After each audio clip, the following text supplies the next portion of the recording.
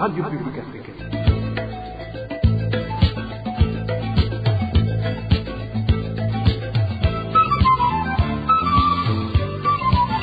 Radio Publique Africaine.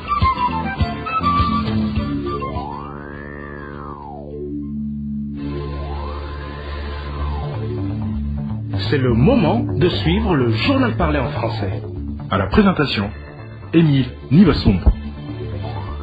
Bienvenue dans le journal du 23 décembre 2022. Voici les principaux titres.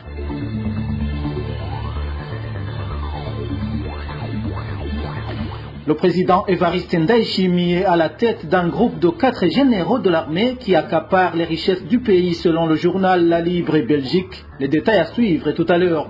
Ils viennent de passer environ 6 mois sans eau potable. Les habitants de la colline Massama en commune Kabezi réclament la réhabilitation du système d'adduction d'eau pour laquelle ils contribuent régulièrement. Et les travailleurs de Pona Pharmaceutico en colère, souvent ils ne savent pas quand ils vont être payés. Parfois les travailleurs étrangers reçoivent leur salaire et les Burundais obligés d'attendre. Témoignage à suivre au cours du journal. Dans un instant, le développement des titres.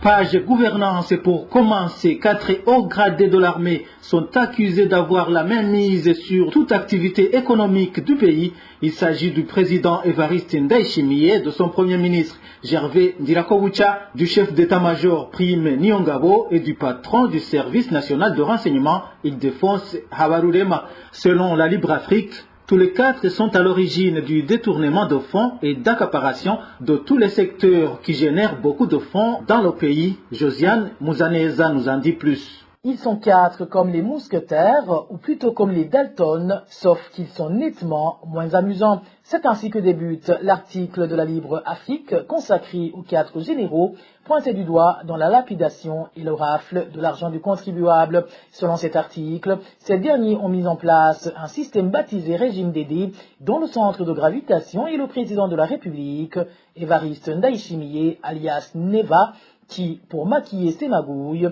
s'appuie sur sa famille. Pour illustrer cela, le journal La Libre Afrique cite entre autres la fondation Mugiraneza, dirigée par la première dame, laquelle fondation dispense des cours d'arabe aux femmes envoyées dans les Émirats arabes unis pour travailler comme domestiques. Chacune des candidates paye $400 américains pour suivre cette formation, lit-on dans La Libre Afrique. Les enfants de ce couple présidentiel ont également été initiés dans ce que ce journal a qualifié de mafia. En effet, Navi Kelly, une des filles Ndayishimiye, dirige une société de nettoyage et de restauration dénommée Benenhare, laquelle société a décroché des contrats pour le nouveau palais présidentiel Zinhale House, et c'est sans parler des nombreux marchés publics raflés par 2 de ses enfants, à savoir James et Halloween, qui ont créé une société du nom de Line Electronic Technology. Après le président de la République vient son premier ministre Gervais Ndirakobucha, dit Ndakugarika, qui supervise la gestion du programme de création de coopératives, un programme qui lui permet de détourner des dizaines de millions d'euros, comme mentionné dans cet article publié ce 22 décembre. Vient ensuite le chef d'état-major de l'armée burundaise, le général Prime Niyongabo. Ce dernier s'enrichit, dit-on toujours dans la Libre Afrique, sur le dos des militaires burundais en mission de maintien de la paix en Somalie et en Centrafrique, des militaires qui se voient prélever mensuellement une somme de $200,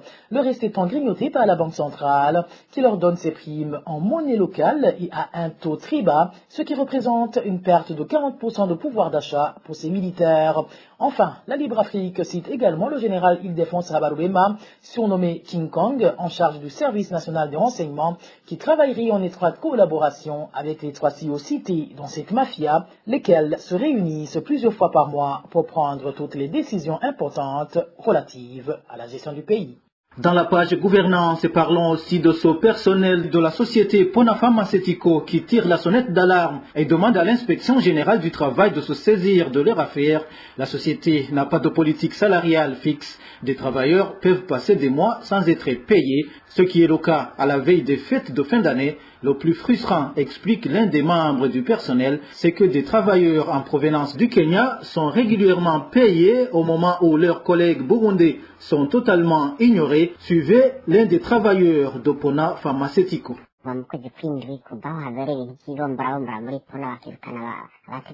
Depuis le mois de juillet, quand Pona a connu des problèmes qui ont même coûté le poste pour certains responsables de la boîte, la situation n'est pas du tout bonne dans la boîte. Depuis, le paiement des salaires est incertain. On se présente au travail, mais on ne sait pas à quelle date on sera payé. Mais aujourd'hui, c'est trop. On n'a pas eu de salaire pour le mois d'octobre, de même que pour le mois de novembre. Le DEJ a dernièrement tenu une réunion et il nous avait tranquillisé argant que l'on allait être régularisé pour les 2 mois. On lui avait fait confiance. Là, c'était vers le début du mois de décembre. Quand on nous a donné de congés de Noël et de bonne année, nous avons eu beaucoup de doutes. On a travaillé aujourd'hui, mais je dirais que c'était du service minimum. Si tu oses prononcer le mot grève, tu es directement renvoyé. S'il vous plaît, contactez la charge des salaires dans la boîte et le DAF. Pourquoi on n'est pas payé? Demandez-nous au DEJ pourquoi on a changé les contrats d'assurance maladie. Une fois, les travailleurs qui allaient se faire soigner ont été informés que ce n'était plus possible. On a même demandé pourquoi les Kenyans n'ont pas les mêmes problèmes que nous. On nous a signifié que eux, comme étrangers, ils ne peuvent pas être traités comme nous, que eux, ils louent des maisons et que les propriétaires de maisons ne pourraient pas tolérer qu'ils passent des mois sans payer le loyer. Ils disent aussi que nous Burundais, on peut avoir de facilités de par les connaissances et les familles. Le directeur administratif et financier de Pona Pharmaceutico, Erickson Daikeza, avait déclaré à la RPA jeudi que les travailleurs recevront leur salaire ce lundi. Pourtant, révèlent nos sources chez Pona Pharmaceutico, la direction leur a signifié qu'il n'y aura pas de salaire et leur a intimé l'ordre de ne plus parler aux médias. Toujours en page gouvernance, les habitants de la zone Wuringa en commune Gihanga de la province Bubanza qui ont des champs dans la réserve naturelle de Rukoko s'insurgent contre la décision de les empêcher de sarcler leurs champs.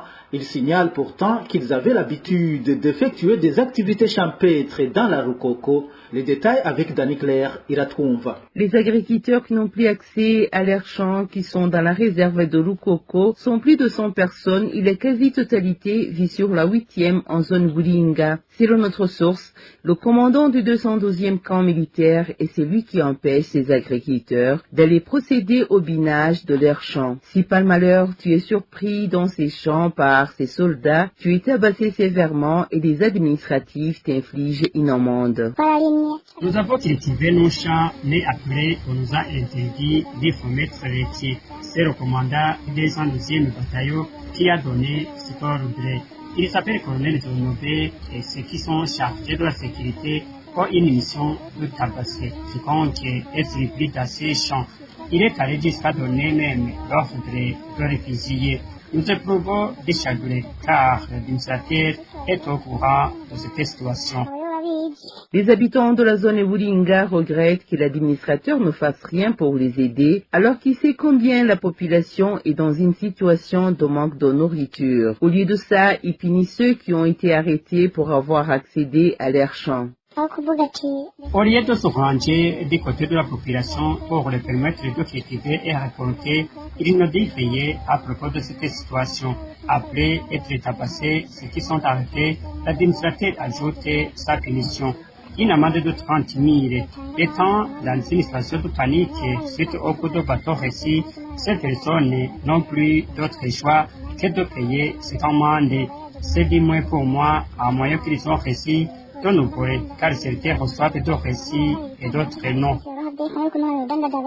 Les champs se trouvant dans la réserve de Rukoko est en mauvaise posture, mais que les propriétaires n'y ont plus accès couvrent une superficie de 10 hectares, affirme notre source. Ces propriétaires des champs dépassent légèrement le nombre de 100 personnes, demandent au président de la République, Évariste Ndayishimiye, de s'impliquer personnellement pour que ces derniers ne manquent pas d'aliments ultérieurement. Pour clore la page gouvernance et la population de la colline Massama en commune Kavezi, nous sommes dans la province Bujumbura, s'insurge contre les contributions qui leur sont obligées, soi-disant pour réhabiliter le système d'adduction d'eau potable. Selon ces habitants de Massama, leurs contributions n'ont pratiquement servi à rien. Ils n'ont pas d'eau potable depuis maintenant 6 mois. Eric Nyonzima. Chaque ménage de la colline Massama était obligé de donner une contribution de 500 francs burundais par mois sur la colline Massama dans le but d'acheter de nouveaux tuyaux qui conduiront vers la population de la colline Massama. Selon la population de Massama, cette contribution a été initiée par l'administration depuis le mois de juillet.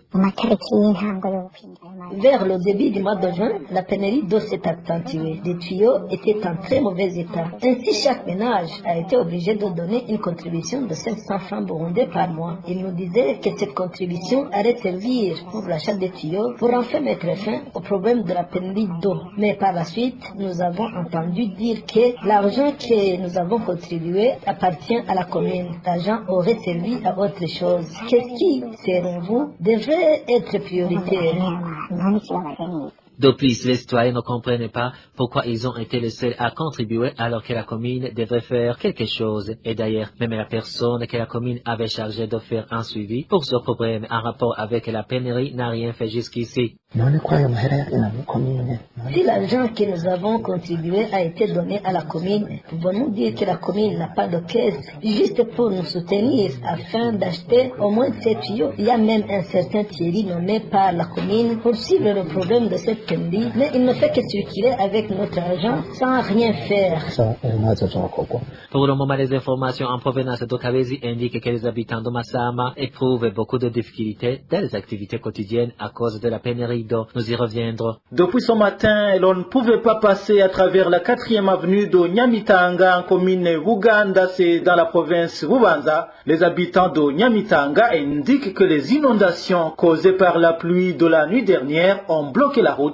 Pourtant, ces habitants de Nyamitanga indiquent qu'ils font des contributions pour réhabiliter cette route. Suivez l'un des habitants de la colline Nyamitanga de la commune Buganda.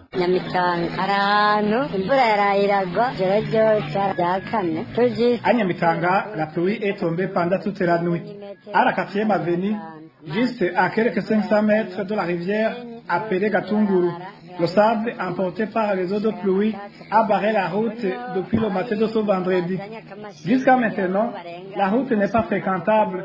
Pour le moment, les Indiens ont apporté un engin et installé des poteaux pour essayer de passer après 5 heures d'attente. Ce qui est triste est que nous payons toujours des contributions forcées pour réhabiliter cette route.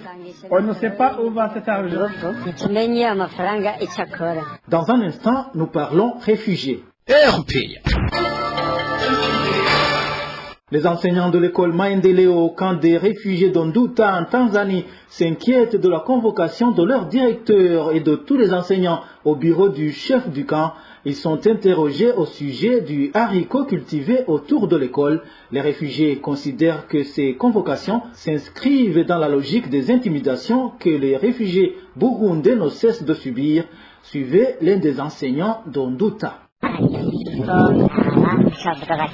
Ils sont venus ici à l'école pour voir si on y a planté les arbres. Ils ont dit que tous ces haricots qui sont plantés dans ces champs doivent être coupés. Ils ont obligé le directeur d'aller se présenter chez le responsable du camp, qu'on appelle Makazi, pour expliquer pourquoi on y a planté des haricots. Le directeur est allé chez Makazi en compagnie d'une autre personne qui travaille à IRC, une organisation qui aide dans le secteur de l'éducation. Makazi lui a demandé pourquoi ils ont planté des haricots. Le directeur a répondu qu'ils les ont plantés dans le but de protéger les arbres en empêchant les enfants d'atteindre ces arbres. Cependant, il lui a ordonné de revenir avec tous les enseignants. C'était prévu qu'ils y aillent le rencontrer aujourd'hui. Mais ça n'a pas été possible.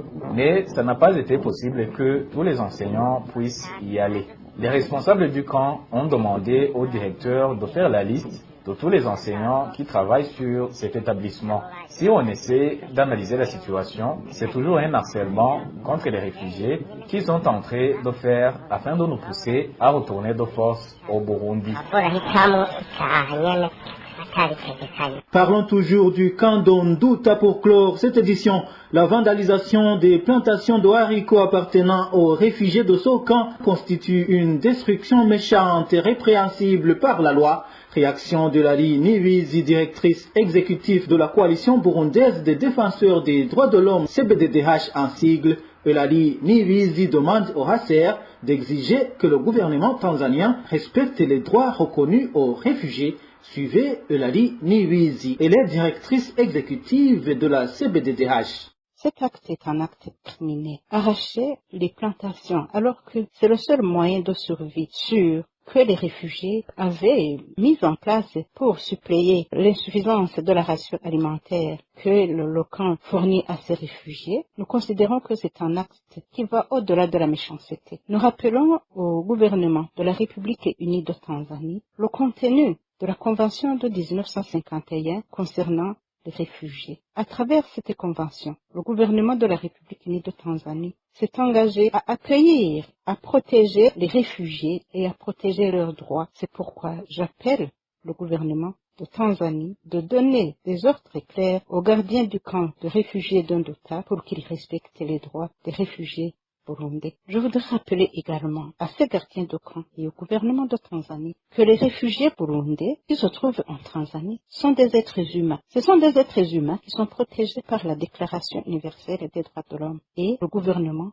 de la République unie de Tanzanie a ratifié cette déclaration. C'est pourquoi nous recommandons toujours que le gouvernement respecte les droits des réfugiés burundais parce que les autres réfugiés, en l'occurrence les Congolais, sont protégés, sont respectés, sont entretenus. Et je demanderai à ce que le Haut-Commissariat des Nations Unies aux droits de l'homme, HCR, protège les réfugiés, qu'il donne des conseils au gouvernement tanzanien en ce qui concerne la prise en charge des réfugiés. La plupart des cas, ils sont complices par leur silence. Il est vrai, le gouvernement de Tanzanie peut sentir que les réfugiés burundais constituent un fardeau. Je demanderai au HCR de prendre en main la question des réfugiés burundais en Tanzanie et de chercher un troisième pays d'accueil. Parce que quand un pays se sent incapable et démontre même l'incapacité ou la mauvaise volonté d'accueillir des réfugiés, le HCR a le devoir de chercher un autre pays de refuge pour ces réfugiés. Et c'est aussi le moment de rappeler au gouvernement de la Tanzanie que ces actes de violation des droits de réfugiés sont punissables. J'interpelle les défenseurs des droits humains de continuer à collecter les preuves,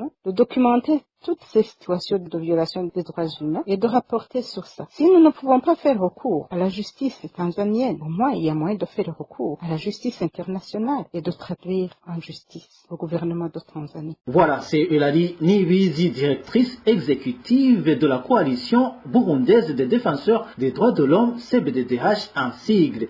Et voilà, c'est par ici que nous mettons un point final au journal du 23 décembre 2022. Merci à vous tous qui nous avez suivis. À la présentation, c'était Émile Nibasumba. Au revoir.